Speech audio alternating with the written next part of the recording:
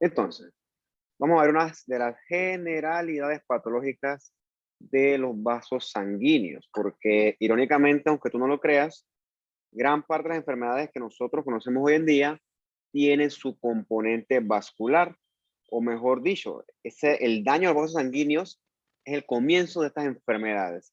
Y entonces hay que repasar un poquito esto para poder entender gran parte de estas enfermedades. Por eso hoy vamos a hablar nosotros un poco de la patología de los vasos sanguíneos. Bueno, todas estas enfermedades vasculares forman parte de la enfermedad común que a usted se le ocurra. Por ejemplo, hipertensión tiene una base vascular. Infarto al corazón, una base vascular. SB, el que más te guste, una base vascular. Enfermedad renal tiene una base vascular. Entonces, los vasos sanguíneos son importantes para las enfermedades que nos afectan hoy en día. Y también son causa importante de muerte. Se puede haber tanto enfermedades como arteriales, como también venosas, donde con la contraparte venosa, nosotros volvemos a repasar el concepto de la trombosis venosa profunda y también de las varices, ¿okay? Varices venosas, que hay bastantes, dependiendo del tipo de ubicación anatómica. Déjenme quitar esto. Ay, Dios mío. Entonces, entonces, tú ves que por acá tienes un corazón, ¿no? Ves que el corazón tiene su contraparte o su lado derecho y su lado izquierdo. Entonces, todas esas vías de comunicación, arterias, venas, grandes arterias, las más chiquititas, todas son potencial sitio de enfermedad. Entonces, esta enfermedad vascular se da sobre todo por dos mecanismos. El primero es la obstrucción del vaso, que puede ser parcial o total, y la segunda razón es que la misma pared del vaso se vaya con el tiempo debilitando. Entonces, esos dos elementos, pueden ir afectando progresivamente los vasos. O sea, estas son cosas crónicas, años de evolución, hasta que finalmente debutan con la enfermedad como tal. Para entender cómo funciona esto, tienes que irte más atrás y repasar la histología de los vasos sanguíneos. Acuérdate que en las arterias lo más prominente es la túnica media, con, de forma general, una capa gruesa de músculo liso. Y otra cosa importante es que las arterias tienen sus láminas elásticas, la interna y la externa. Y esas láminas elásticas más el grueso de la capa muscular lo que le ayuda a la arteria a mantener el tono vascular. Mientras que en la contraparte venosa, en las venas lo más prominente es la túnica adventicia. O sea, la capa externa de tejido conectivo que rodea la vena es lo más prominente. Las venas, algunas, o sea, las más grandes, tienen una capa muscular, pero nunca va a ser tan prominente como la que encontramos en las arterias. Y las venas no deben tener láminas elásticas. La vena que puede tener láminas elásticas son las grandotas, como la vena cava, pero nunca tan prominente como la aorta, por ejemplo, que es la contraparte. Entonces, esas son diferencias fundamentales que te indican a ti que una vena esto es distinta a una arteria y que por lo tanto distintos tipos de patología van a afectar estos vasos. Otro elemento que tienen las venas son estas valvas, ¿ok? O válvulas también le puede llamar, que ellas ayudan al retorno venoso contra gravedad en ausencia de capa muscular prominente que lo haga. Bien. Entonces, otra cosa importante, que a veces es poco olvidada, por así decirla, es que en comparación con las arterias, las venas trabajan a presiones mucho menores, ¿ok? Presiones mucho menores. Esa es una de las explicaciones de por qué en el sistema venoso no aparece aterosclerosis. Porque la aterosclerosis, uno de los componentes para que ésta surja, es un flujo sanguíneo turbulento. O sea, un flujo que golpea la pared con fuerza y con el tiempo vaya generando inflamación o aportando a la inflamación. Eso no ocurre en las venas porque en las venas el flujo es más lento, es un flujo más pasivo que otra cosa. Por lo tanto, las venas van a tener sus otras enfermedades en comparación con las arterias. ¿Okay? Entonces, es muy importante eso del manejo de las presiones, que obviamente es mucho más prominente cuando hablamos de la contraparte arterial. Entonces, desde el punto de vista histológico, Las grandes arterias, tú sabes que se llaman las arterias elásticas. ¿Ok? ¿Por qué? Porque tienen gran componente o tienen un gran componente elástico en sus paredes. Con el tiempo es perfectamente normal que la elasticidad de las arterias se vaya perdiendo.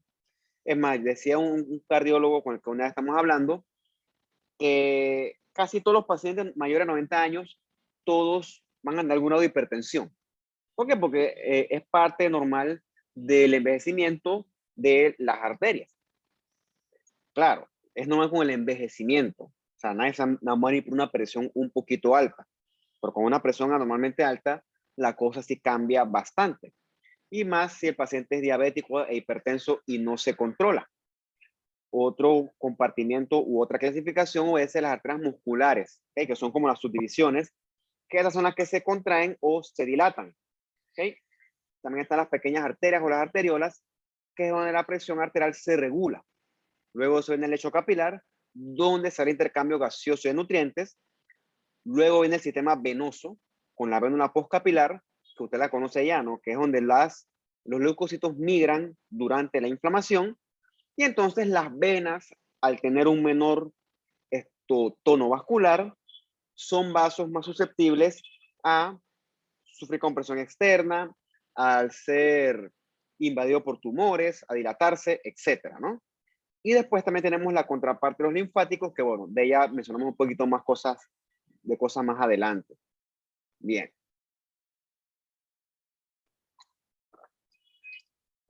Por supuesto, la primera enfermedad que hay que hablar con respecto a los vasos sanguíneos es la más común y la más incierta, que es la hipertensión arterial, que es un problema del mundo moderno. ¿Okay? Esto lamentablemente es una enfermedad que mucha gente la tiene y no sabe que la tiene porque es asintomática. O sea, tú ves 10 personas, la mitad son hipertensos y no lo saben. Y lo saben es cuando su enfermedad debuta con síntomas. Y probablemente en ese momento ya va a ser muy tarde, ¿ok? O ya va a ser el daño va a ser irreparable. Porque la hipertensión con el tiempo te afecta el corazón, te afecta a nivel neurológico, afecta a nivel renal, y en el caso de los diabéticos, por ejemplo, va a afectar la irrigación de miembros inferiores. La enfermedad vascular es una cosa importante, esos pies diabéticos que no mejoran y que a veces el manejo no queda otra que amputar y seguir amputando dependiendo del cuidado del paciente. Entonces, hipertensión, como dice aquí, es un problema en los países desarrollados, ¿ok? Obviamente, si te vas a África, la hipertensión no va a ser top, es un problema, pero no es el top, porque esa gente allá se muere de otras cosas, sobre todo infecciosas, entre otras. Entonces, como dice aquí en azulito, ¿no? El problema con la hipertensión es que la hipertensión no duele, no molesta. O sea, el que es hipertenso no siente nada, no, absolutamente nada, perfectamente asintomático. Y créeme que cuando sientes algo, ya tu hipertensión, es de hace tiempo. Entonces, con la hipertensión vienen entonces otros eventos. Por ejemplo, el stroke, que es el famoso derrame o infame derrame, casi siempre ocurre en un paciente con un contexto de hipertensión. Coronariopatías se refiere a todo lo que afecta a las coronarias, el mejor ejemplo es la aterosclerosis, que más adelante hablamos de ellas. Y eventualmente la hipertensión con el tiempo va afectando el mismo corazón. Recuerda cuando hablábamos al principio del curso de que un corazón que bombea contra una arteria estrecha tiene que hacer mucho esfuerzo. Un rato que lo hagas no pasa nada, pero años de bombear contra un vaso que está estrechito van a hacer que ese corazón con el tiempo sufra hipertrofia y con el tiempo falle. ¿Okay? Son años, le estoy diciendo, años de un corazón luchando contra esto. ¿Por qué ocurre la hipertensión? Lamentablemente aún lo desconocemos. Si superamos por qué ocurre, no hubiera hipertensos, se controlaría. Y lamentablemente eso hoy todavía es un tema de investigación extensa. Entonces la hipertensión, como gran parte de las enfermedades actuales, es multifactorial. Requiere de un individuo con una susceptibilidad genética y también requiere de estímulos del ambiente. Por ejemplo, ponte que ahorita mismo yo me tomo la presión y estoy bien. Y entonces me da la gana yo de aquí a un año, en septiembre de 2022, yo, chusi, no sé, pues, comencé a comer dulce, dulce, dulce, y de aquí al otro año yo peso el doble de lo que peso ahorita, llegando a los 280 libras por allá, o más. Probablemente esté hipertenso y diabético, porque haberme puesto obeso, haber subido mucho de peso, desenmascaró una susceptibilidad genética que tenía de fondo yo. Eso es altamente probable. O sea, te haga resistencia a la insulina y te haga cierto grado de hipertensión. Entonces es multifactorial.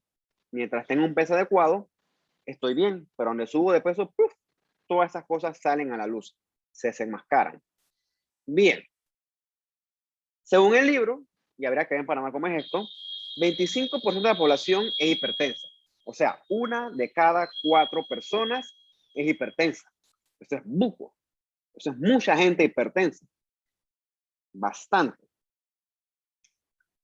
Obviamente, la persona que es hipertensa, los eventos aumentan con la edad.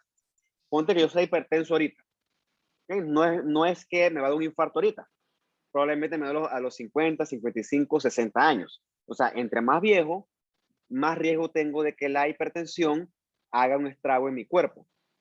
Estadísticamente, la hipertensión es más común en personas de raza negra. Eso también está demostrado.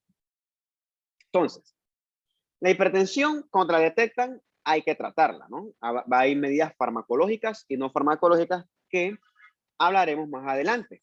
Pero es cierto que de esos hipertensos, si lo dejas correr, la mitad te va a hacer infarto al corazón, falla cardíaca y te va a hacer derrames, ¿ok? La mitad. O te puede hacer una de estas cosas o más de una. Entonces es una cosa que sí hay que tener mucho cuidado. No es que hay que correr, no es que, chuchi, está hipertenso. No, no, no. Con calma, pero no podemos dejar pasar esa hipertensión por desapercibida. Lo bueno es que si tenemos un paciente hipertenso y le controlamos la presión, disminuye mucho el riesgo de sufrir estas cosas. Ups, eso es lo bueno. Un paciente hipertenso lo controlas y santo remedio, siempre y cuando lo mantengas controlado. Por eso es que la hipertensión es importante abordarla desde el punto de vista de prevención. No podemos evitar que el paciente sea hipertenso, no podemos evitarlo, pero sí podemos evitar que la hipertensión siga avanzando, ya sea con medidas de estilo de vida y o medidas farmacológicas.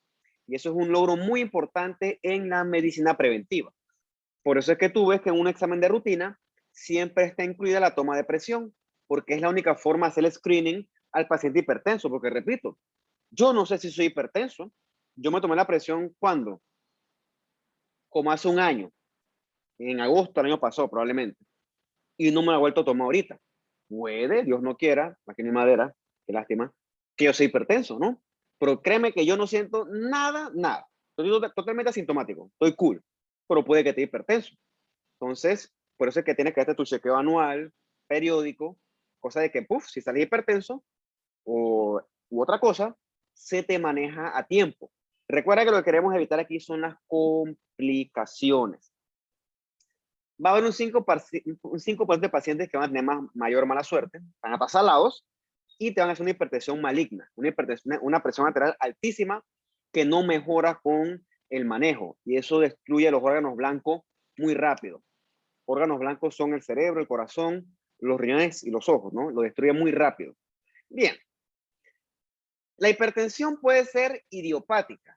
Idiopática quiere decir que busqué y no encontré la razón.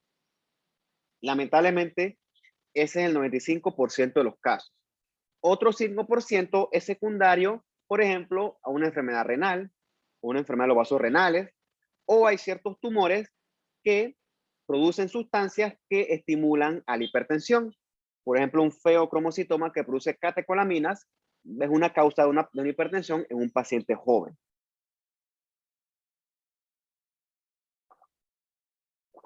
Se ve aquí en esta infografía, tienes aquí a los gringos que son como el de referencia y tienes aquí a la hipertensión.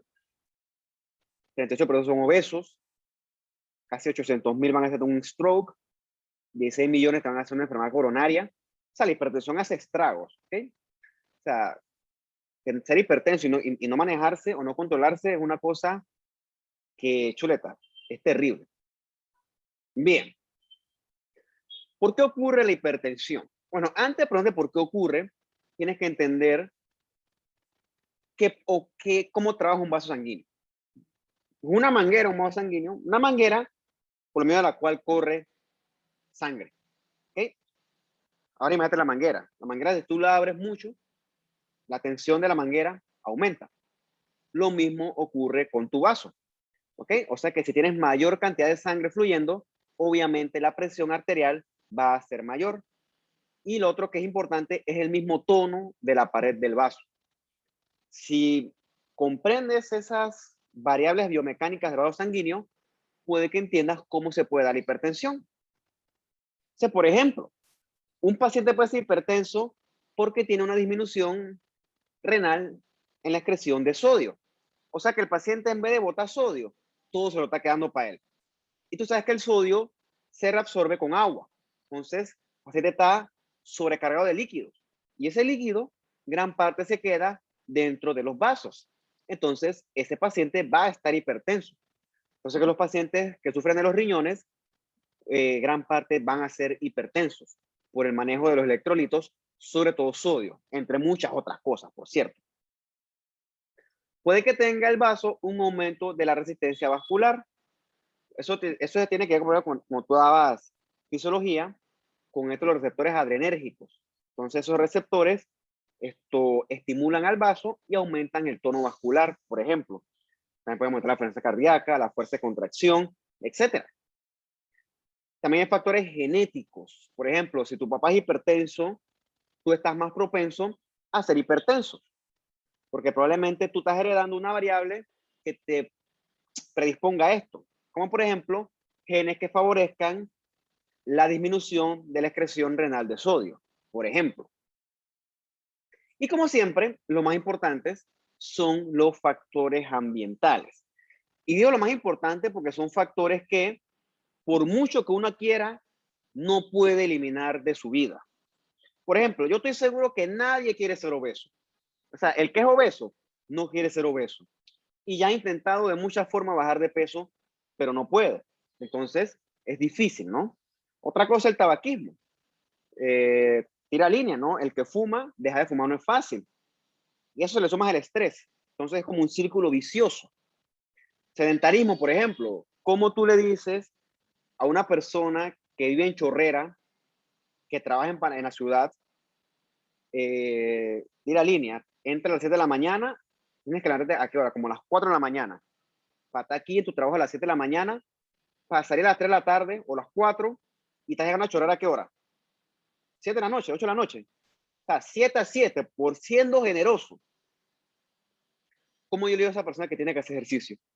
Que vaya al gimnasio, que vaya a correr, a caminar. O sea, el estilo de vida no te lo permite. Entonces, eso es un sedentarismo forzado. O sea, eso es parte de nuestro estilo de vida. Y cuando vas a comer, tú me pides que haga dieta encima de todo. Me pides que me quite uno de los pocos placeres que es como un poquito de sal. Entonces, por eso digo que estos son los peligrosos. ¿Okay?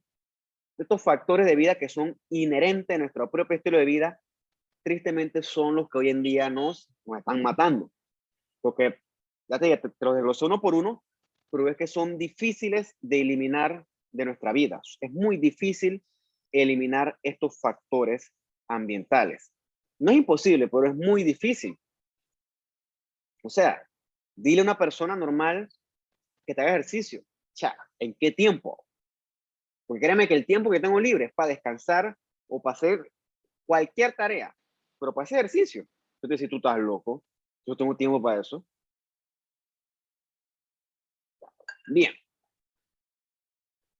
Hablando del vaso como tal, cuando el vaso se lesiona, o sea, cuando hay lesión vascular, esto forma base de gran parte, por no decir todas, de las enfermedades vasculares. La pregunta aquí sería, ¿y por qué el vaso se lesiona? Puede ser por causa inmunológica, bioquímica o hemodinámica.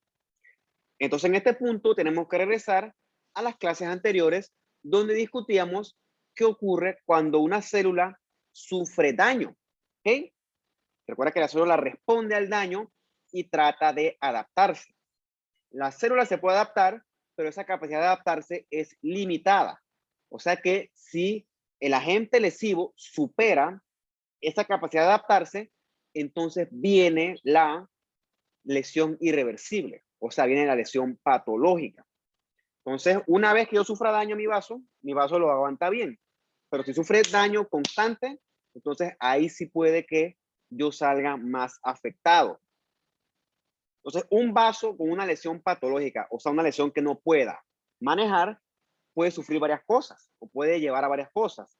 Puede llevar a trombosis, a aterosclerosis, como la que tenemos aquí, ¿no? Es la placota de ateroma que está afectando este vaso, que comienza chiquitita, pero con años, casi que obstruye todo el vaso, y también puede hacer que el paciente desarrolle hipertensión. El problema es este que está aquí en rojo, que el agente ofensor sea sostenido. Ya te digo, ¿no? Si el evento ocurre una vez, créeme que el vaso lo va a soportar. 1, 2, 3, 4, 5. El vaso tiene los mecanismos para soportar ese estrés. El problema es cuando un estímulo sostenido de años, ¿ok? Años de evolución, el vaso entonces va a inflamarse, repararse, inflamarse, repararse, que al final probablemente lo que va a él es terminar con su luz obstruida o también ocluida, también otra forma de decirlo. Bien. Si esa lesión vascular continúa, el vaso se va a dañar, las paredes del vaso se van a dañar. Entonces, se van a alterar los componentes de la pared del vaso, la matriz celular, el músculo liso del vaso se va a alterar, la pared se va a poner más gruesa, ¿ok? Un vaso lesionado va a tener una pared con el tiempo mucho más engrosada. Y eso tiene que ver con el aumento de la resistencia vascular periférica. Un vaso en reparación va a tener engrosamiento en sus paredes, va a tener un músculo que va a proliferar, va a tener tejido conectivo por fibratos que proliferan. Y entonces, finalmente o eventualmente, se va a formar una nueva túnica íntima, ¿ok? Porque ese vaso está tratando de repararse. Sí, eso repara, pero eso también hace que la pared del vaso sea más rígida y eso va a infringir o va a influir en que el vaso maneje mayores presiones o que tenga dificultad para regular la presión. Entonces tenemos que tratar de evitar la lesión al vaso, ¿ok? Tenemos que tratar de evitar la lesión vascular. Entonces, imagínate que esto, por ejemplo, una pared, ¿ok? Ponte que tú, como un poquito de hielo.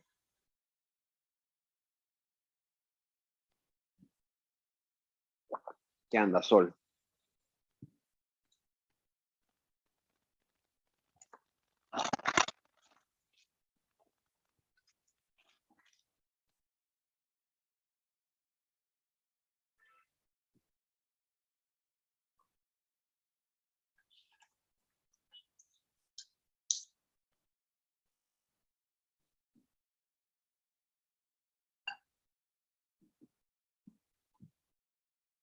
Imagínate, por ejemplo, que en tu casa,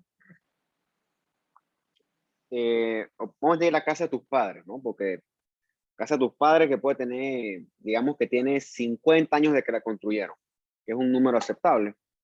Y digamos que la pared, una de las paredes es una rajadura del piso al techo.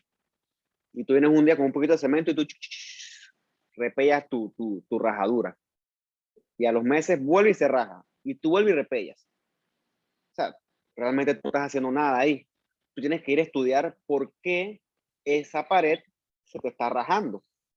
Para entonces volver a buscar una solución real. Pero poner parchecito de cemento y repellarlo y pintarlo, eso realmente estás reparando poco. Tuvieras que ir a hacer un estudio, ver qué es lo que está ocurriendo ahí realmente. ¿Okay? Y entonces atacar el problema de raíz. Entonces es lo que ocurre con tu vaso. Tu vaso va a tratar de repararse, pero si no eliminamos el problema de raíz, tu vaso lo que va a convertirse en un vaso incompetente, incapaz. Y es un vaso lesionado, un vaso enfermo que va a aportar a la progresión de otras enfermedades. Mira, por ejemplo, acá tienes un vaso abierto, probablemente es una aorta relativamente sana, Mientras que esta que está aquí a la izquierda, ves que está como irregular, con textura. Eso está lleno de depósitos de placa de ateroma, ¿ok? Porque fueron años en la cual el exceso de colesterol provocó inflamación y entonces esa inflamación y ese depósito en exceso provocó todo este daño en la pared del vaso. ¿Cuál era la solución ahí? Ahí tiraron la basura, no. La solución ahí era detener el consumo excesivo de colesterol, ¿ok? Pero si no agarras el problema y lo atacas de base, nunca vas a poder resolver lo que está ocurriendo. Entonces, un vaso lesionado, esto te va a producir una túnica íntima. Es una túnica proinflamada, demasiado inflamada. Aquí va a haber citoquinas, factores de transcripción, va a haber exceso de materia extracelular, exceso de tejido fibroso. Que sí, esto está tratando de reparar el vaso, pero si la causa de fondo sigue existiendo, es un círculo vicioso. Si yo elimino el agente ofensor, el daño puede ser reparado. Y de hecho va a ser reparado. Pero el problema es cuando la lesión es persistente o recurrente. O sea, por ejemplo, si yo sigo comiendo colesterol en exceso, grasa, comida grasosa, eso se va a depositar en mis arterias. Entonces es por el gusto, ¿ok? Porque yo estoy echándole más gasolina al fuego, solito yo. Que de hecho eso es lo que nosotros hacemos con nuestro estilo de vida, sin querer queriendo.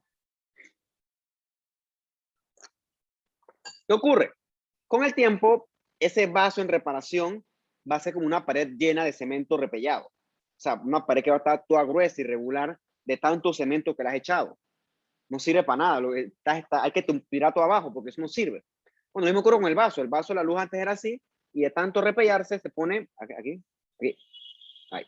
Se pone chiquitita la luz. Chiquitita. ¿Ok? Se obstruye la luz. ¿Ok? Y eso es lo que esencialmente nosotros vemos en la ateroesclerosis. Es cierto que con los años y con el envejecimiento, los vasos se debilitan. Eso es perfectamente normal. Pero si el paciente se cuida bastante y tiene sus chequeos al día, esto no debe tener mayor consecuencia clínica. ¿Okay? Eso es cierto también. Bien. Entonces, vamos a hablar de otra enfermedad vascular importante, que es la ateroesclerosis. Súper importante, de hecho. Menos que usted ya la habrá conocido antes, la habrá escuchado. Bueno, hoy vamos a repasar un poquito más de ella. Dame un segundo, que los gatos están sospechosos.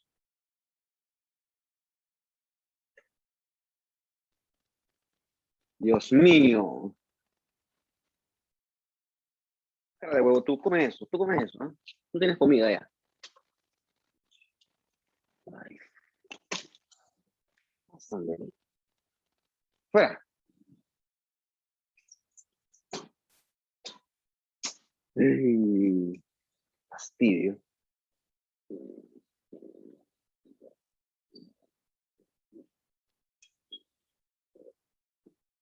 Sal de ahí.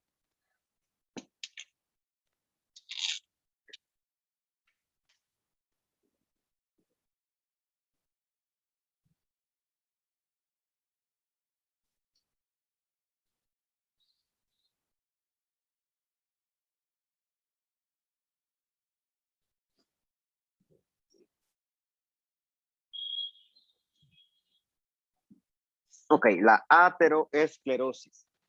Ocurre porque en los vasos coronarios, sobre todo, ¿no? Porque la ateroesclerosis puede afectar cualquier arteria, pero vamos a hacer énfasis en los vasos coronarios, se deposita exceso de material que lesiona la túnica íntima. ¿Ok? Ese exceso de material le vamos a llamar la placa de ateroma.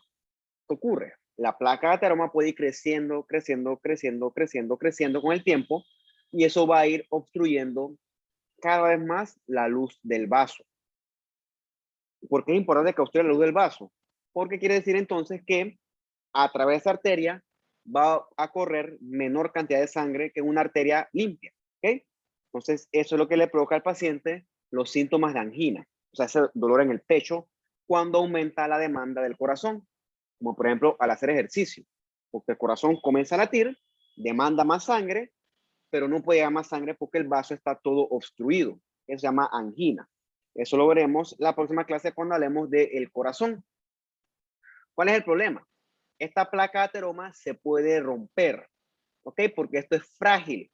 Y acuérdate que en esa arteria coronaria la sangre fluye con fuerza, ¿ok? un flujo turbulento. Puede romper esa placa de ateroma y cuando se rompe pasa lo que vimos en la clase de trastornos hemodinámicos.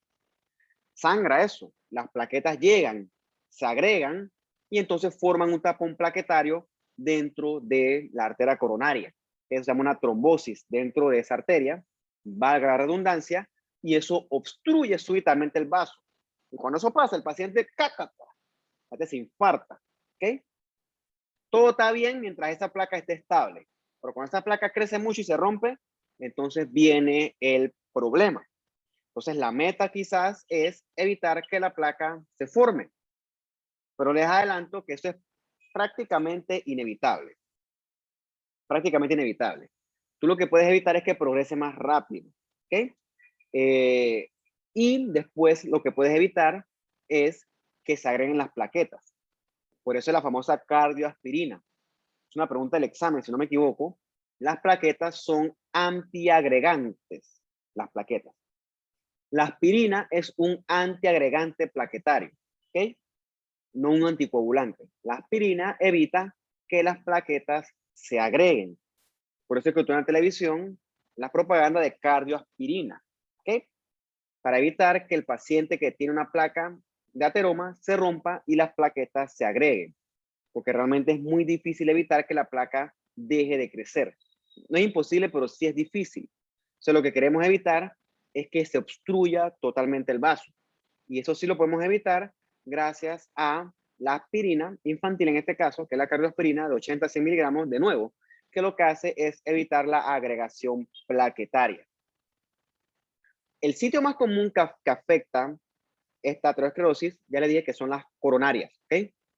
Pero también puede afectar los vasos de cerebro y también los vasos periféricos. Eso es sobre todo común en los pacientes con diabetes. Nosotros allá en patología nos llegan las amputaciones de los pacientes con pie diabético y nosotros tenemos que disecar las arterias, desde la poplitea hasta las tibiales, y tú cuando las tocas, las arterias traquean, trac, trac, trac, trac. O sea, eso es pura aterosclerosis, ¿ok? Entonces, ese vaso está todo golpeado, todo lleno de patológicos calcificados. Entonces, eso explica por qué el paciente te hizo un pie diabético. ¿Okay? Porque ese paciente se lesionó el pie y entonces, para que eso sane, tiene que haber una inflamación efectiva, eficiente. Pero si el vaso está todo obstruido, todo lleno de degeneración por aterosclerosis, la inflamación va a ser deficiente porque el aporte sanguíneo va a ser deficiente. Entonces, tiene sentido porque, Dios santo, ¿por qué el vaso nunca sana? ¿Okay? El pie nunca sana porque el vaso está enfermo y no queda de otra que hacer la amputación. Un segundo, que esto me tiene desconcentrado.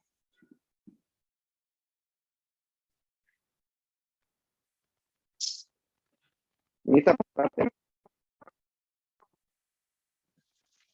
déjame la clase, ¿qué pasa? Después, pues, ¿cómo se acuerda?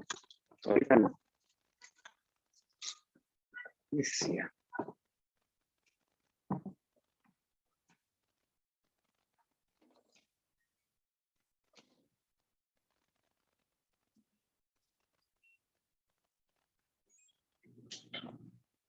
Más, sal de aquí. Fuera.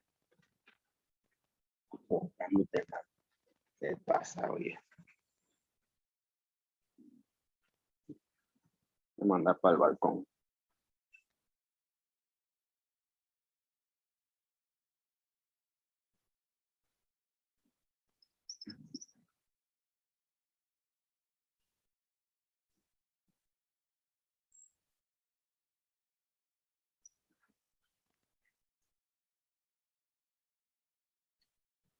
Entonces, la aterosclerosis no afecta solamente a las arterias coronarias, afecta literalmente a todas las arterias.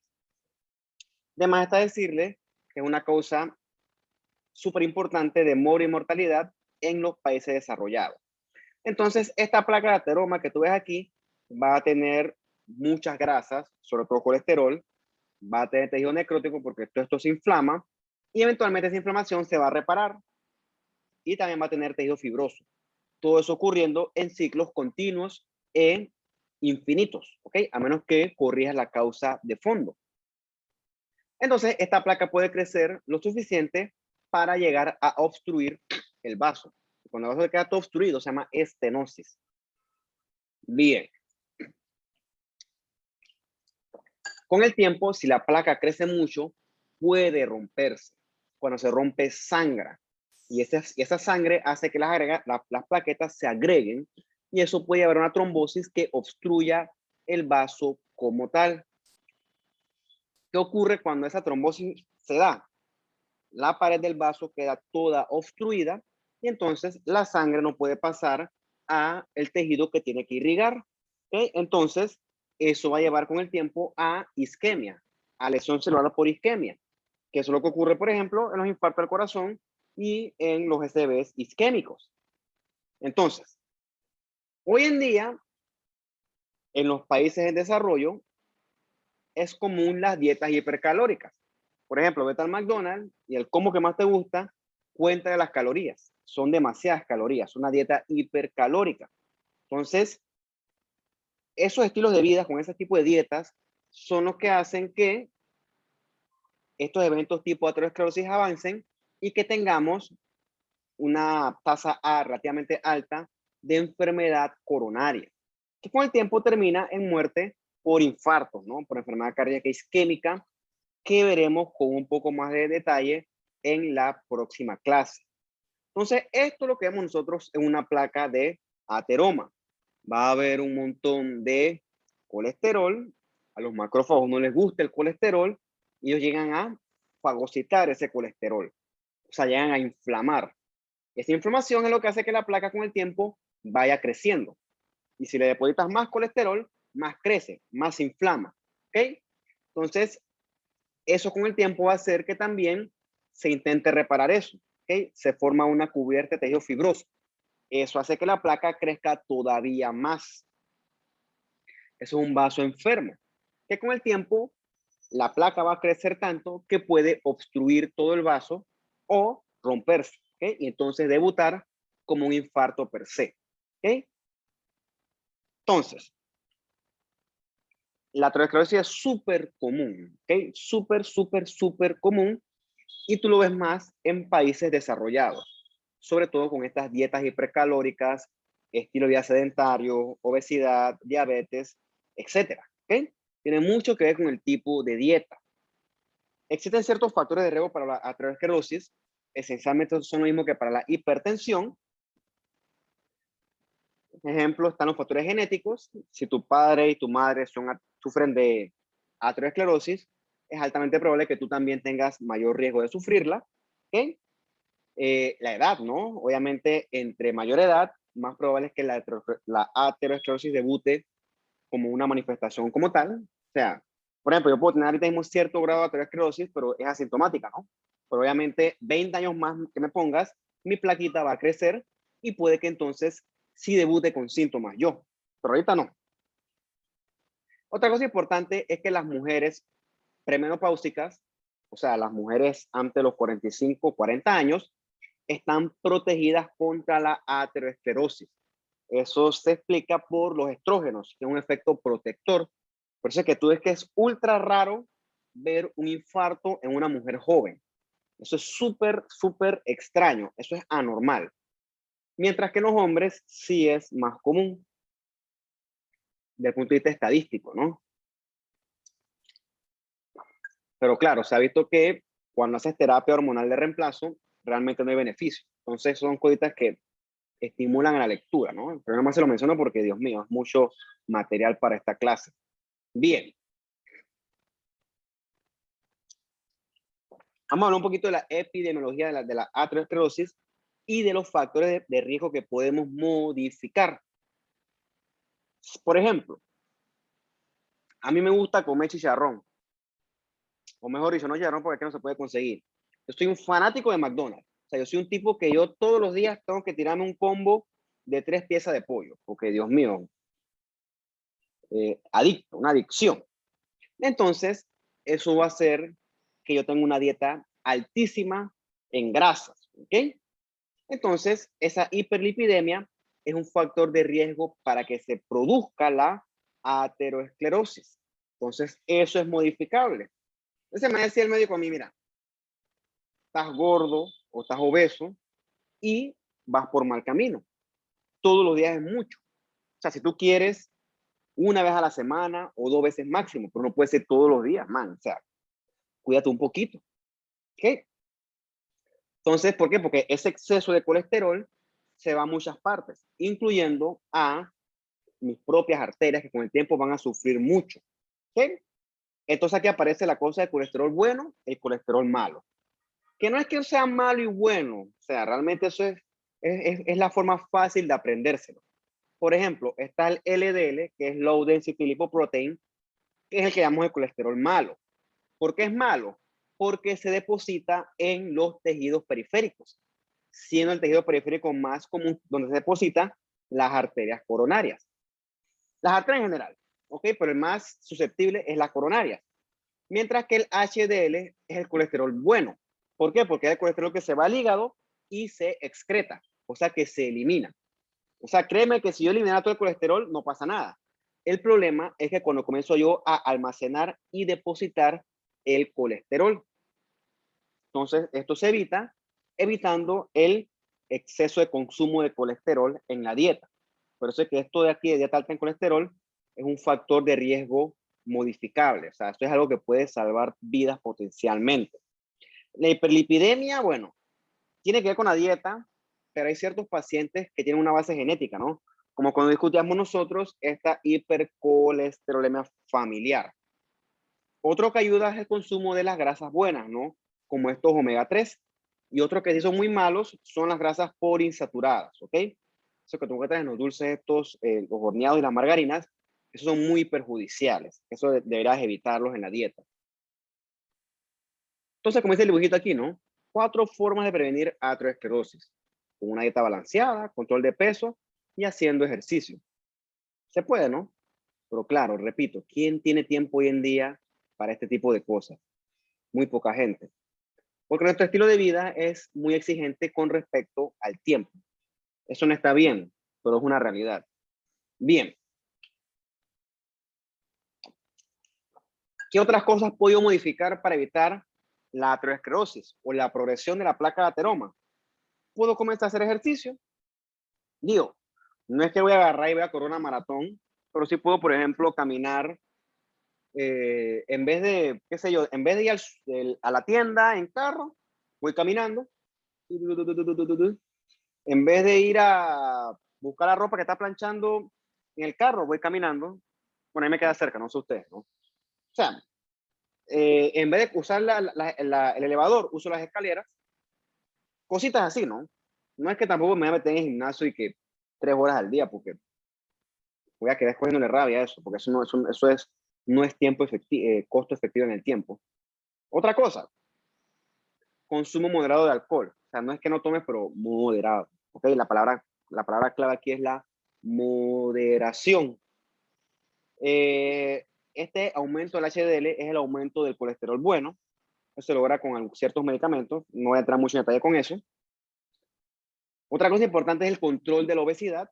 Vuelvo, repito, como 40,000 veces, pero eso es importante. Y no es que seas un man fit, no es que seas un tipo, un deportista de alto rendimiento, pero sí que no tengas un peso excesivo. ¿Ok?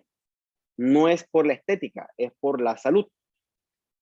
Y como siempre está metido en todo el tabaquismo, o sea, evitar, cese al tabaquismo, ¿no? Porque eso es de las peorcitas cosas que hay. Yo creo que eso ya lo he dicho bastante en el curso. También están las estatinas, que son medicamentos que ayudan a disminuir los niveles de colesterol. Dentro de esas estatinas está una que es la más famosa, que es la simvastatina. ¿Okay? La simvastatina, bueno, no voy a entrar en detalle porque eso es farma, pero agarra y la materia prima de colesterol la elimina. Y entonces eso disminuye los niveles de colesterol en sangre. Eso no es inocuo, ¿ok? La estatina, como todo medicamento, tiene sus efectos adversos y tiene sus pacientes a lo que está indicado, ¿ok? Pero es una forma, cuando todo esto fracasa, por ejemplo, la salud cardiovascular depende de qué? Del control de la hipertensión arterial, del control de estilo de vida, de hacer ejercicio, de control de la obesidad. Cuando yo fallo en todas esas cosas, ¿ok? Yo dije, chuleta, llevo un año haciendo dieta y no veo resultados. Y me estoy frustrando, me estoy estresando y me estoy deprimiendo y ahora tengo que ir para el psiquiatra. Entonces, ahí sí ya hay que entrar con medidas farmacológicas. Pero antes de eso, hay que tratar de golpear o de pegarle a los factores de estilos de vida, a los que son no farmacológicos. Bien, hasta el cansancio, ¿no? Si tú eres hipertenso, controla tu hipertensión. Eso te va a garantizar a ti que no sufras un infarto de forma prematura. Si tú fumas, deja de fumar, ¿ok? Eso tiene el cigarrillo tiene una alta incidencia con los infartos. A forma de resumen, porque la nicotina estimula los receptores adrenérgicos, ¿ok? No solo el infarto, sino todo lo que es cardiovascular. Si eres diabético, controla tu nivel de glucemia, ¿ok? Porque la diabetes se asocia a mayor nivel de colesterol y a mayor riesgo de aterosclerosis. O sea, control. La palabra clave aquí es control. Entonces, si tú controlas todas estas cosas, tú puedes que evites el factor de riesgo y entonces evites la progresión de una potencial placa de ateroma. No es tan difícil, ¿ok? Pero a veces son cosas que se subestiman. Entonces, lejos de eso, vamos a ver cómo se forma la placa de ateroma, ¿ok? Cómo se forma o cómo surge la enfermedad. Entonces, con el tiempo y con la literatura más nueva, ¿ok? Llego a la conclusión, por el momento, de que la aterosclerosis es respuesta a una inflamación de la pared. En este caso, a una inflamación crónica, que tiene que ver con la lesión del endotelio. Entonces, esa lesión endotelial hace que a ese vaso, a esa arteria, lleguen macrófagos, linfocitos, lleguen lipoproteínas y eso afecte el microambiente del vaso. ¿Ok? Entonces, vamos a estudiar en este punto que la aterosclerosis se desarrolla porque hay lesión endotelial, porque llegan y se acumulan lipoproteínas. Lipoproteínas son los lípidos más su vehículo de proteínas que lo transporta en la sangre. Pues acuérdate que las grasas son insolubles en agua. Entonces requieren un vehículo que por lo general son proteínas. Viene la lesión plaquetaria, viene la inflamación con los macrófagos, ¿ok? La acumulación de estos elementos y después viene el reclutamiento de músculo vascular, lisovascular, perdón, y aumento de la producción de matriz extracelular. Todos esos son elementos que hacen que esta plaquita chiquitita con el tiempo se transforme en una placa que sea capaz de obstruir la arteria o de romperse, que es igual de malo. Entonces, se cree que la lesión endotelial es el evento cero o el evento inicial que va a llevar a la formación de una placa de ateroma. ¿Por qué? Fíjense que este es el endotelio, que este mouse es el endotelio. Entonces, cuando llega la lesión endotelial o el agente lesivo, ¡puf!, lo daña, ¿ok? Y cuando hay lesión, ¿qué hay? Hay inflamación, ¿ok? Entonces, la inflamación hace que este vaso cambie, que esa íntima cambie, ¿ok? Y con el tiempo se va a engrosar la íntima. Con el tiempo se va a transformar ese vaso lesionado en un vaso disfuncional. Eso tú se lo sumas a una dieta rica en grasas, que ese combo, lesión endotelial más exceso de grasas, eso es igual a formación de placa de ateroma. ¿Ok? Entonces, para que se forme una placa de ateroma, tú tienes que tener un endotelio disfuncional, o sea, un endotelio que está enfermo, o sea, un endotelio con mayor permeabilidad vascular, un endotelio proinflamatorio, porque tiene una expresión genética proinflamatorio y también procoagulable. Entonces, cuando nosotros vemos esas condiciones, por ejemplo, en el paciente hipertenso, ¿okay? Un paciente hipertenso tiene un endotelio disfuncional. Un paciente con una hiperlipidemia también puede tener un endotelio disfuncional. Paciente que fuma, ¿ok? El humo del cigarrillo es tóxico y eso también le pega a los vasos sanguíneos, y un paciente que tenga un estado proinflamatorio de base con exceso de citoquinas. Bien, un segundito aquí.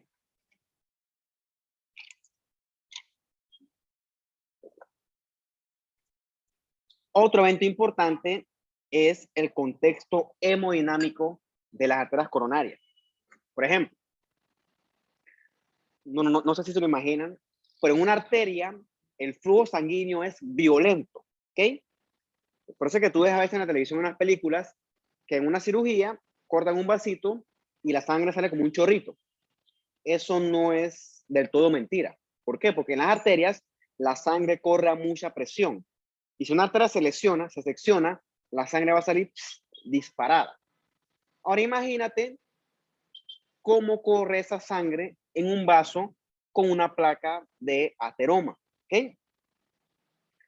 Entonces, en ese vaso, con esa placa de ateroma, el flujo va a ser turbulento, porque tienes una arteria con sangre que corre a toda mecha, pegándole constantemente a esa placa de ateroma.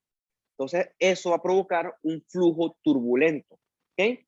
Con el tiempo, eso lo que va a hacer es provocar mayor lesión vascular, en este caso lesión vascular a las arterias.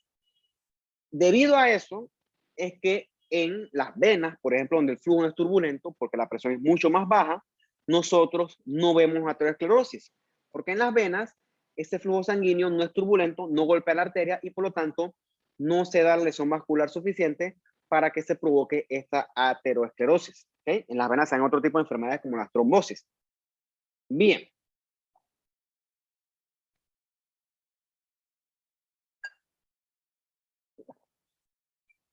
Los lípidos son un componente fundamental de la formación de la placa de ateroma.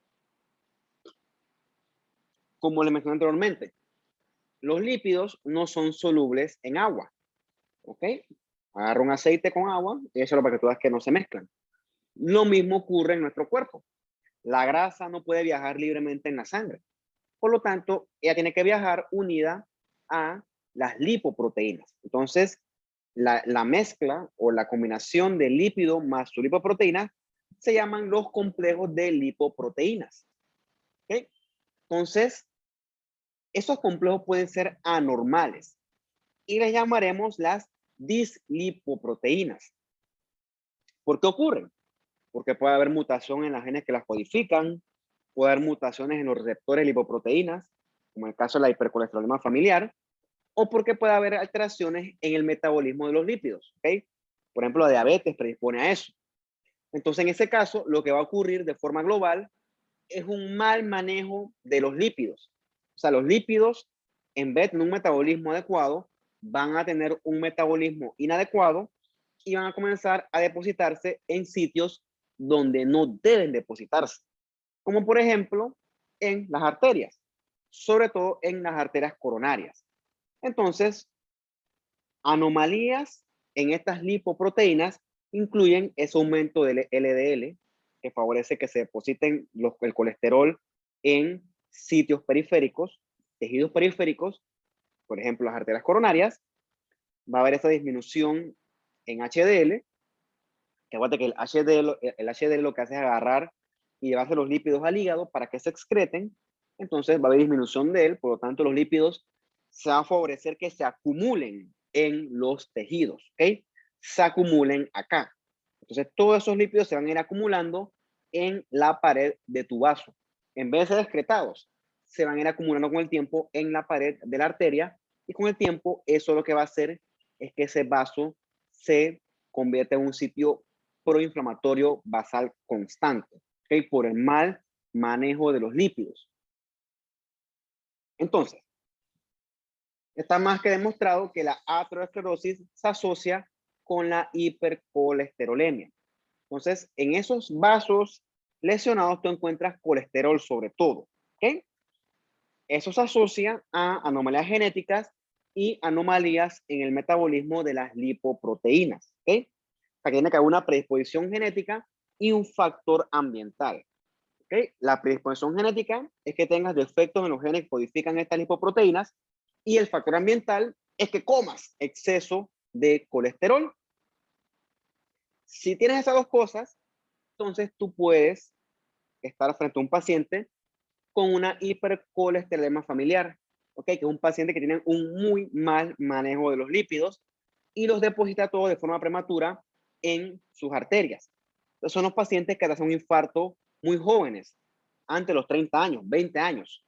Eso es completamente anormal, ¿ok? Para que lo importante de esto. Entonces, siempre se le suma a esto los diabéticos, ¿ok? El diabetes, todas estas son enfermedades que se asocian, ¿ok? Y al final el resultado es que se desarrolle una aterosclerosis prematura. Entonces, la aterosclerosis se puede controlar, pero va a ser más grave si va a haber un nivel elevado de colesterol y un nivel elevado de LDL y también un nivel disminuido de HDL. Por eso es que tú ves que en los chequeos, parte de esto, lo que se mide en sangre son el colesterol, LDL, HDL, porque es una forma indirecta de ver cómo está la dinámica de los lípidos y ver si hay que tomar medidas al respecto. Entonces, si algo está elevado, se maneja, ¿ok? Y el primer manejo es con estilo de vida o modificación en el estilo de vida.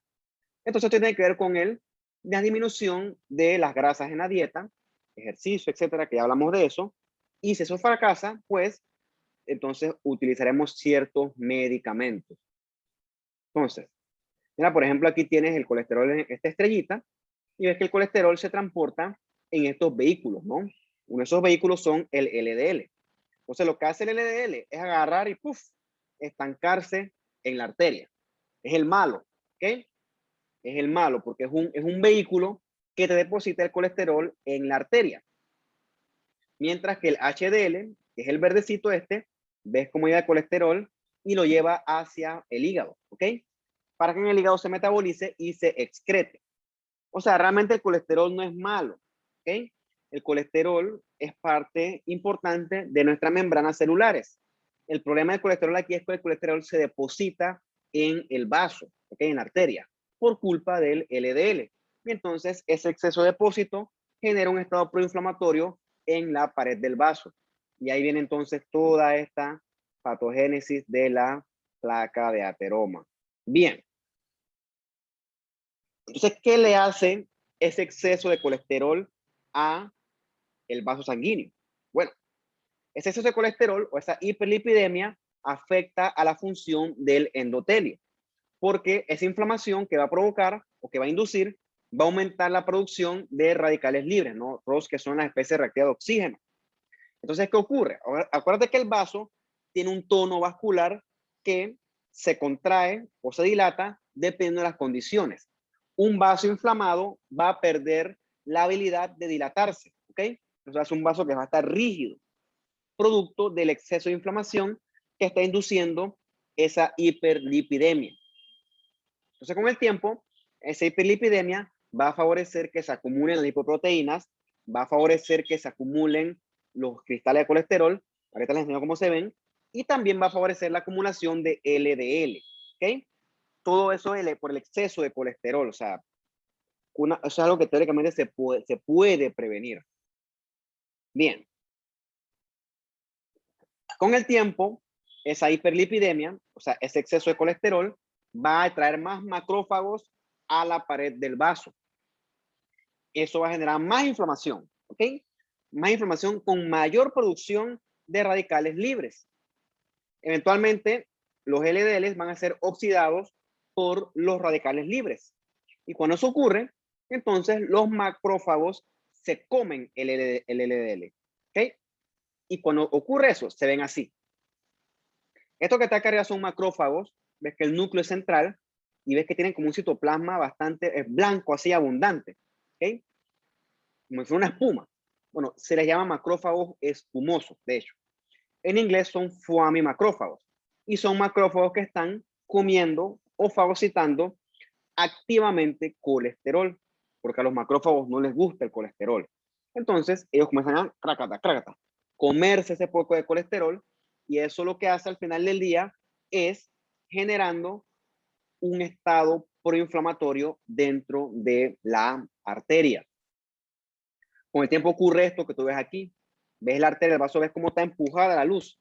La luz está obstruida. Y todo esto que está acá es la placa de ateroma, que es un tejido constituido por colesterol, macrófagos espumosos y tejido fibroso. ¿Okay? ¿Ves todo esto rosado que está aquí? Todo esto es tejido fibroso. Porque son años de que eso se inflama, se repara, se inflama, se repara, hasta que literalmente en la arteria se forma una cicatriz. Una cicatriz que con el tiempo va a obstruir la pared del vaso. Esas ranuras blancas que ves aquí, esos son los cristales de colesterol y eso se puede inclusive calcificar. O sea, es un vaso completamente disfuncional. Entonces, ese LDL oxidado va a comenzar a liberar un montón de cosas, factores de crecimiento, citoquinas, quimiosinas. Todo eso va a favorecer a que el estado proinflamatorio de la arteria se mantenga, sea persistente. ¿Okay? También eso es tóxico al tejido propio de los vasos, el LDL oxidado. ¿Okay? Entonces, aquí dice los cristales de colesterol. Esto que tú ves acá, lo que hace ese cristales de colesterol es activar la inmunidad innata. O sea, que va a hacer que se inflame todavía más eso. Entonces, al final del día, ves que el problema de la arteriosclerosis es la inflamación. ¿Okay? La inflamación que deberá ser buena en este caso es algo malo para el vaso. Y esto es una inflamación crónica, sostenida, que si no se corrige con el tiempo, el paciente va probablemente a quedar infartado, ¿ok? O con una coronariopatía, ¿no? Para no ser tan drástico. Entonces, esto es lo que ocurre. En tu médula ósea y en la mía están los precursores de los monocitos. Esos monocitos se liberan a la sangre y están por ahí circulando, ¿no? Eventualmente, si mi dieta es alta en grasa, que me gusta a mí comer McDonald's, entonces se va a comenzar a depositar exceso de colesterol en mis arterias coronarias. O sea, no ocurre de un día para otro, esos son años de eso. Entonces, a los macrófagos, perdón, a los monocitos no les gusta eso. Entonces, los monocitos entran desde la sangre hacia la capa de endotelio de la túnica íntima, perdón, de la arteria coronaria. Y aquí se diferencian en macrófagos per se como tal. Entonces comienzan a comerse a el colesterol, ¿ok? A ese LDL oxidado. Y entonces se transforman en FAM cells o macrófagos espumosos. Entonces, entre más colesterol yo le echo, más se molestan mis macrófagos y más comienzan a inflamar todo. ¿Okay? En un ciclo perpetuo que lo que va a hacer al final del día es aumentar el tamaño de esa placa de ateroma. ¿Okay? Lo que eso va a terminar haciendo al final del día es remodelando el vaso. ¿Okay? Va a hacer que el vaso se fibrose, se esté proinflamado y va a hacer que la placa de ateroma crezca mucho. ¿Okay? Años crece eso, lo que puede predisponer a eventualmente un evento coronario. ¿Okay? Todo es por culpa de la inflamación. Repito, esa inflamación hace que inicie, progrese y se complique la placa de ateroma. ¿Por qué? Porque este endotelio es un endotelio que está enfermo, ¿okay? Que es disfuncional y que atrae mucho monocito y mucho linfocito T. ¿Okay? Entonces, esos monocitos en ese vaso enfermo se van a diferenciar en macrófagos y van a comenzar a comerse ese exceso de colesterol. Los linfocitos T que llegan van a comenzar a producir mucho interferón gamma, ¿okay? Que va a atraer más macrófagos y va a estimular a que se produzca más músculo isovascular. O sea, va a estimular mayor inflamación. Y la inflamación que existe ya va a atraer todavía más leucocitos, ¿ok? Entonces tú ves cómo se va inflamando con el tiempo toda la pared vascular, una pared vascular que va a estar enferma, ¿ok? Que con el tiempo comienza a liberar factores de crecimiento, lo que promueve que prolifere el músculo liso y que también se sinteticen más componentes de la matriz extracelular. O sea, es una pared que va a estar engrosada, va a estar disfuncional y que entiendes por qué puede terminar en estos eventos coronarios. Bien. Cuando ya el evento inflamatorio está instaurado, entonces el músculo lisovascular comienza a proliferar porque está lesionado y comienza a depositarse mayor cantidad de matriz extracelular, lo que hace que la plaquita, pluf, crezca y se convierta en una placa de ateroma maduro. Eso ocurre a varios factores de crecimiento que están aquí que se leen de ustedes. Entonces, con el tiempo, la placa como que es como si hiciera un repello, que la placa queda bien repellada con bastante colágeno. Y eso es relativamente bueno porque bastante colágeno va a hacer que la placa quede bien estable. ¿Okay? Está ahí, pero no se rompe. Entonces, eso es teóricamente bueno. ¿Okay? Porque es una placa que no se va a romper. Es una placa que está bien protegida, está bien blindada. ¿Cuál es el problema? Si la inflamación crónica persiste, entonces puede llevar a que el músculo lisovascular sufra apoptosis y puede llevar a que la matriz extracelular sea débil y se rompa. Y eso puede hacer que mi placa evolucione a una placa de ateroma inestable. ¿Ok? Esa es la placa peligrosa. Vamos a ver eso cómo ocurre. Bien. Y busca más hielo que tenemos sed.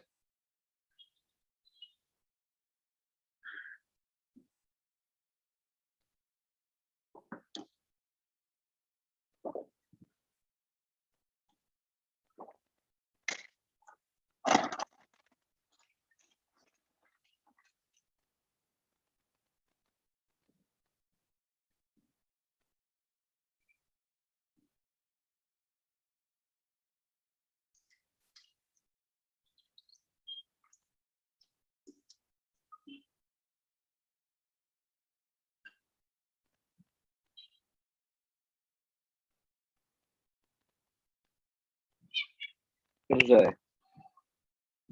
¿Qué tiene? Estás escuchando acá afuera.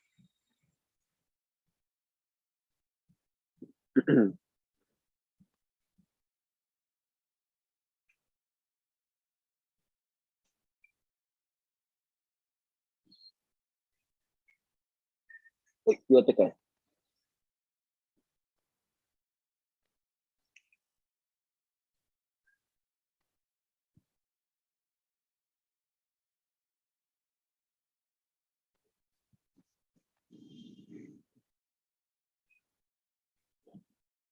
Ahora sí sigamos, ¿no?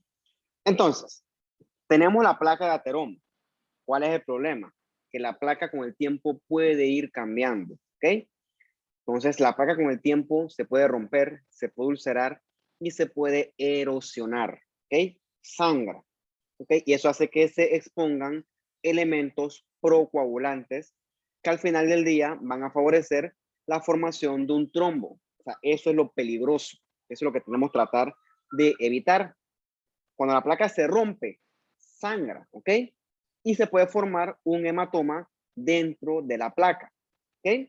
Eso hace que la placa se expanda y obstruya lo que le falta del vaso.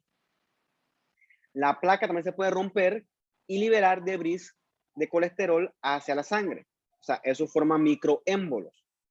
Y la placa también puede debilitar la pared del vaso y favorecer la formación de un aneurisma, ¿ok? Aneurisma es que la pared del vaso se dilata. Eso ocurre en una pared de un vaso que está debilitada. Bien. Vamos a esos dos cambios morfológicos, o sea, patológicos que ocurren en la aterosclerosis. Bien. En etapas tempranas puede ocurrir lo que llamamos depósitos de grasa. Eso es inofensivo, ¿ok? Y lo que tenemos aquí son macrofagitos llenos de lípidos, ¿no? Macrófagos espumosos. Entonces son lesiones que son aplanaditas y que no alteran la turbulencia del flujo sanguíneo, ¿ok? Eso es hasta cierto punto normal. En inglés son fatty streaks. Entonces esto es una aorta, ¿no? Entonces que tiene como unas líneas de grasita que si la ves al microscopio se ven como depósitos de macrófagos espumosos. Entonces una cosa importante es lo que dice acá abajo. Estas se forman a partir de los 10 años, independientemente de la dieta. Por eso es que yo siempre les digo que todos nosotros tenemos cierto grado de aterosclerosis, que clínicamente no tiene mayor relevancia. El problema es cuando avanza. Bien. ¿Cómo se ve la placa ateroma? ¿Okay? La placa ateroma se ve como engrosamientos de la túnica íntima que están llenas de lípidos.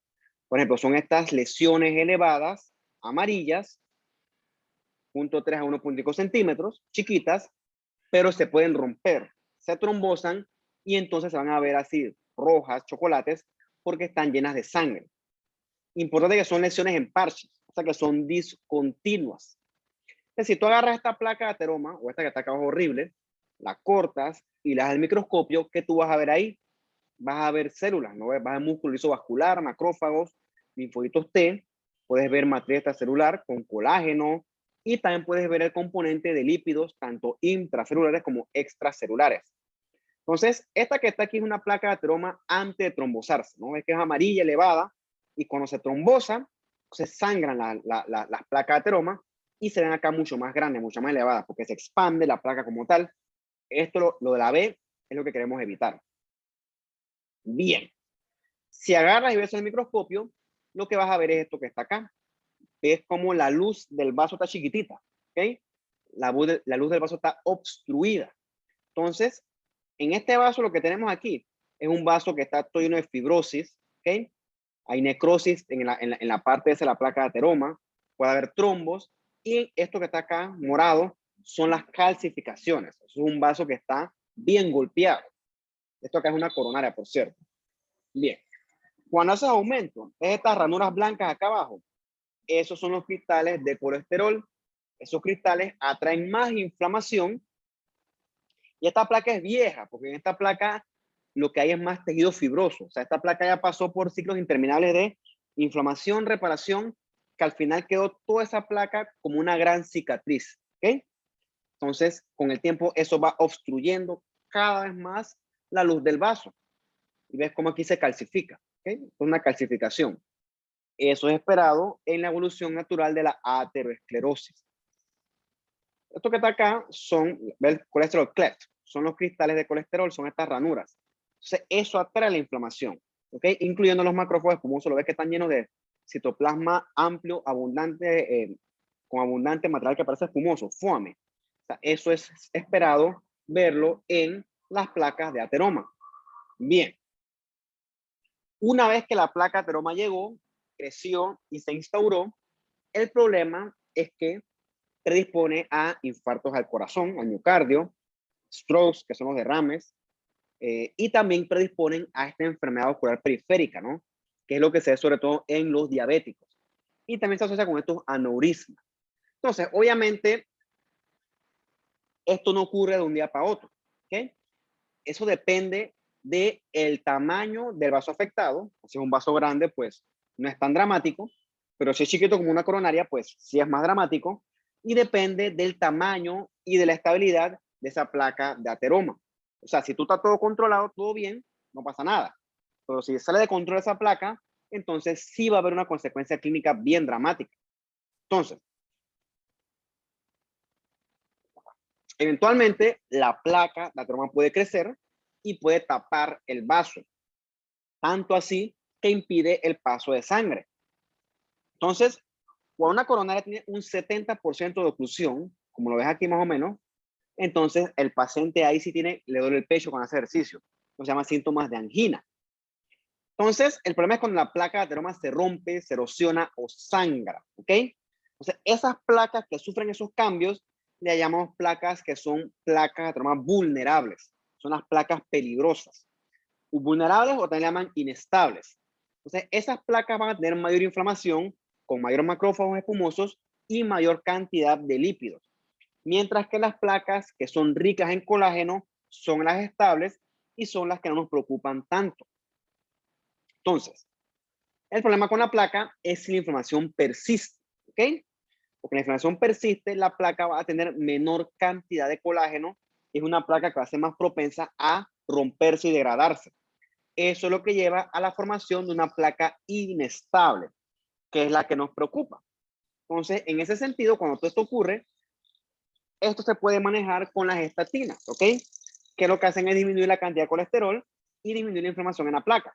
Y esto es una cosa que está avanzada, por cierto. También debemos controlar la estimulación adrenérgica. ¿Por qué? Porque si el paciente, la presión se le aumenta, la presión también aumenta en la arteria coronaria, ¿ok? Y si hay mayor presión, se favorece mayor flujo turbulento. Y eso va a estresar mucho la placa de ateroma, ¿ok?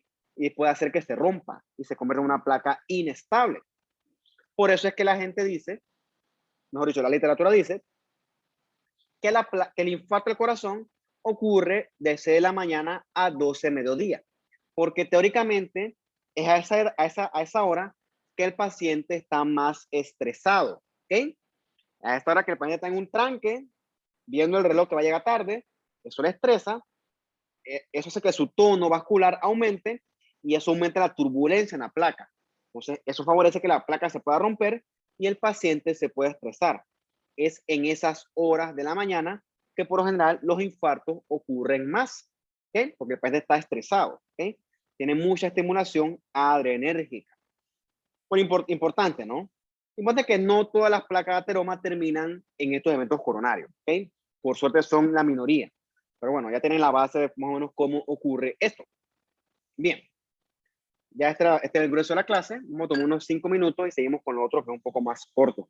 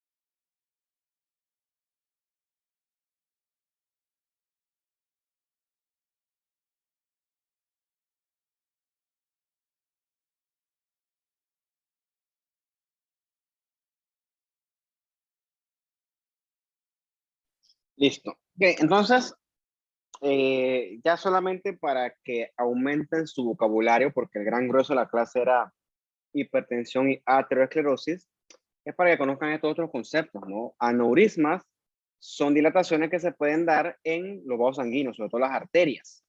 Se asocia a hombres fumadores mayores de 50 años y también a aterosclerosis, como ya mencioné anteriormente, e hipertensión. Todas estas cosas se relacionan, por cierto. Entonces, ¿qué ocurre? Es como si a el vaso, en este caso la arteria, se le hiciera un huevo, como cuando ocurre en la llanta del carro. ¿Okay? Entonces, obviamente, a través de ese aneurisma, el flujo sanguíneo es turbulento. Y otra cosa, donde está esa pared dilatada, la resistencia es más débil. O sea, es una pared que está debilitada y se puede romper. Eso es una condición potencialmente peligrosa para el paciente. Lo otro que puede ocurrir es una disección aórtica, que es que la sangre se sale de sus planos y entonces se mete en un tercer espacio dentro del vaso. El problema es que la sangre puede disecar la adventicia, o sea, la túnica más externa, y puede romper el vaso. O sea, el vaso ¡puf!, se abrió. Eso es prácticamente mortal. Y el principal factor de riesgo para la disección aórtica es ser hipertenso, sobre todo para hombres. Bien, los vasos también se pueden inflamar en el contexto de vasculitis, ¿no? Esas vasculitis por lo general tienen una base autoinmune con la presencia de complejos inmunes o también se asocian a alergias a ciertos medicamentos. Entonces tú ves que el vaso está engrosado y ves que como alrededor de él como está lleno de inflamación. Es la imagen clásica de una vasculitis. Pues tiene una piel acá, epitelio estratificado escamoso caracterizante, clásica piel, y ve los vasos de la dermis como están todos inflamados, hasta que se ve eso así bien denso, el infiltrado inflamatorio. Ves que hay neutrófilos, hay extravasación de eritrocitos, que es que los eritrocitos están afuera de los vasos. Esos son hallazgos clásicos de una vasculitis. Entonces, en este cuadro te resumen que las vasculitis afectan a distintos tamaños de distintos vasos, ¿no? Tienes una que afecta a los vasos grandes, otros los vasos chiquititos, pero por lo general todas tienen cierta relación con el tema este de autoinmunidad. Bien, un tema que es importante son las varices venosas, ¿okay? Son muy comunes y son probablemente la enfermedad venosa de mayor relevancia hoy en día, junto con la trombosis venosa profunda. Entonces, ¿qué ocurre? En esa varice venosa, la misma pared de la vena está tortuosa y está muy dilatada. ¿Ok? ¿Por qué? Porque esa vena, esa venita va a tener dificultad para manejar el volumen sanguíneo. Entonces, la sangre se va a quedar estancada en el vaso y la vena ¡blup!, se va a llenar de sangre. Por eso es que sé que es así como dilatada la vena llena de sangre. Con el tiempo, eso va a debilitar la pared de la vena como tal. Es muy común y afecta a las venas superficiales de las piernas, sobre todo en un tercio de las mujeres. ¿Okay? Se asocia a individuos que son obesas, cuando hay relación familiar, o sea, si tu mamá tuvo eso, probablemente tú también lo tengas, y también se asocia al útero del embarazo. ¿Por qué? Porque el útero del embarazo ejerce presión mecánica en las venas de la región abdominal. Entonces las venitas de abajo van a tener dificultad para regresar la sangre porque las venas arriba están tapadas o bloqueadas por el útero ese del embarazo. Y entonces la sangre se queda estancada abajo en las venas superficiales. También se asocia con la incompetencia de las válvulas venosas. ¿Okay? Estas válvulitas con el tiempo van perdiendo su capacidad de regresar la sangre de vuelta al corazón.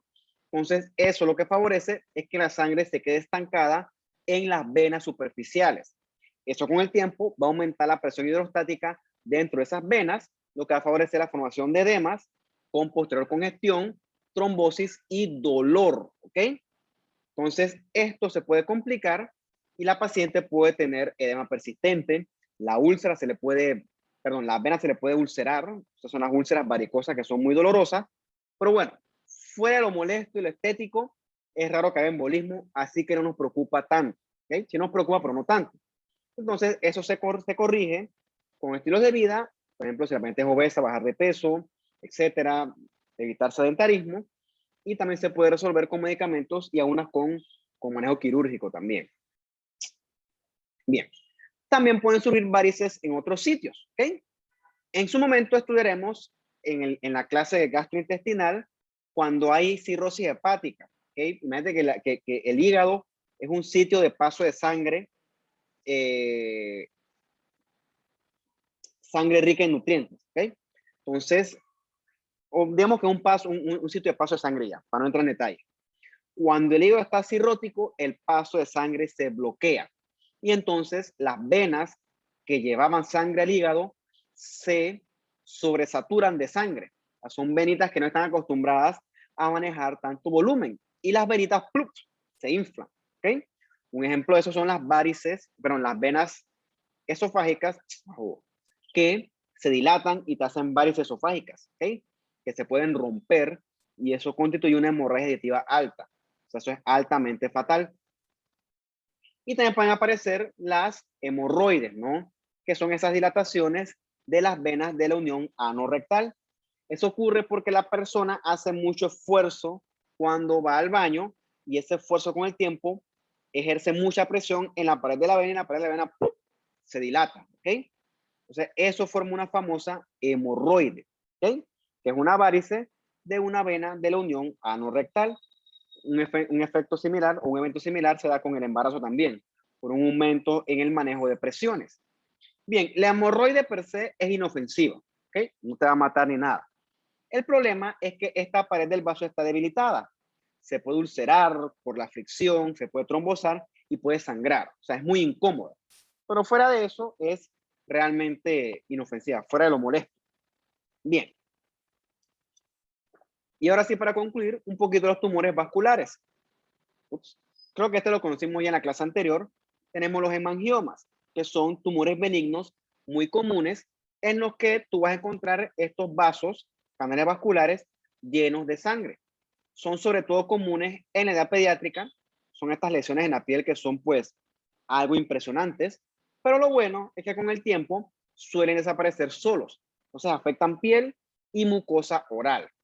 En la mucosa oral afecta mucho a las ancianas embarazadas y se le llama también tumor del embarazo. ¿Okay? Como este que ves aquí, ¿no? En la mucosa oral. Eso no es más que un hemangioma lobular capilar, también llamado granuloma piógeno. Ese es relativamente común, piogenic granuloma. Totalmente benigno, pero a veces eso asusta, ¿no? Así, a mí me sale una bola en la boca que sangre, yo me voy a preocupar, voy a pensar que es algo maligno. Pero son tumores vasculares perfectamente benignos que la escisión, o sea, que te quiten la lesión, eso es curativo. También conocimos en la clase anterior estos linfangiomas, que son la contraparte de la anterior, solamente que lo que se afecta aquí son los vasos linfáticos. ¿Cuál es el problema? Esto que está aquí es un linfangioma, pero fácilmente se puede confundir con otra cosa. Y entonces eso asusta, ¿okay? Más que todo porque piensa que es un ganglio. Cuando vas a ver es una lesión vascular, ¿no? Se llama de que higroma quístico, que crece mucho en el cuello. Y ves que, por lo menos en esta piel, ves cómo están los vasos linfáticos todos dilatados.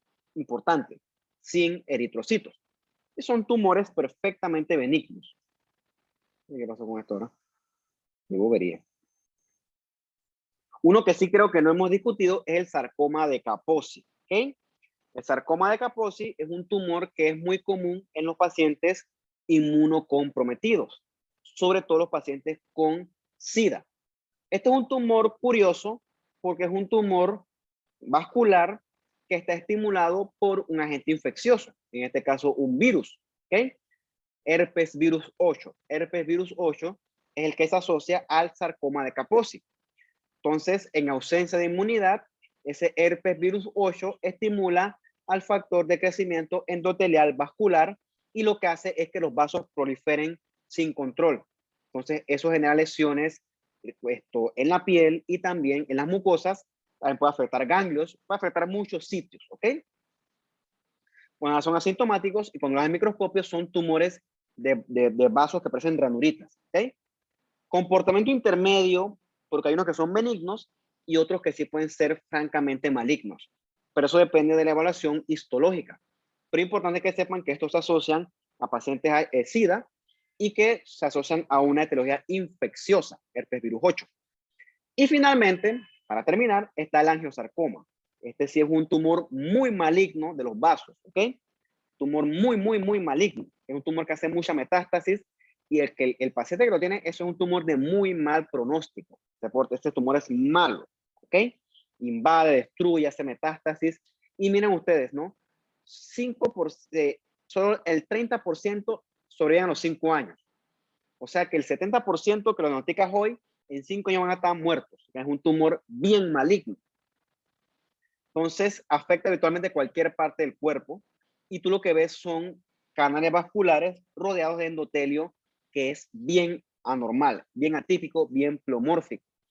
A veces es un tumor que está tan pobremente diferenciado que tienes que usar técnica de inmunohistoquímica para poder diagnosticarlo. Sabes que todo esto es atípico, hacen necrosis, es un tumor fatal, o sea, un tumor que es de lo que tú no te quieres encontrar. Y también es sobre todo común a las pacientes con cáncer de mama, cuando hacen la mastectomía, aparecen en la extremidad afectada, post-mastectomía. Eso es una consecuencia que está bien descrita hoy en día en la literatura. ¿Okay? Pero este es el más malo de todos los tumores vasculares, el angiosarcoma. Creo que eso ya terminó ya. Un poco larga la clase, pero bueno, ni modo. Listo, muchachos, ¿tienen preguntas, dudas, comentarios?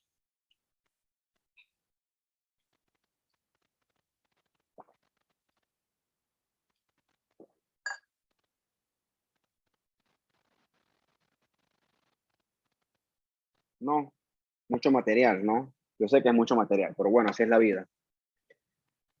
Bueno, si no tiene más preguntas, yo creo que nos veríamos entonces el miércoles y creo que vamos a la clase del corazón, porque es importante abordarla desde ya, porque esa viene bastante material.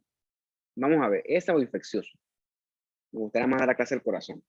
Pero bueno, nos veremos entonces nosotros el miércoles en la tarde, ¿ok? Entonces cuídense y que estén bien.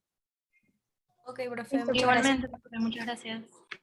Si tienen preguntas, siempre me la pueden hacer a chat de grupo, así que no hay problema. Hasta luego, cuídense. Gracias, profe. Chao.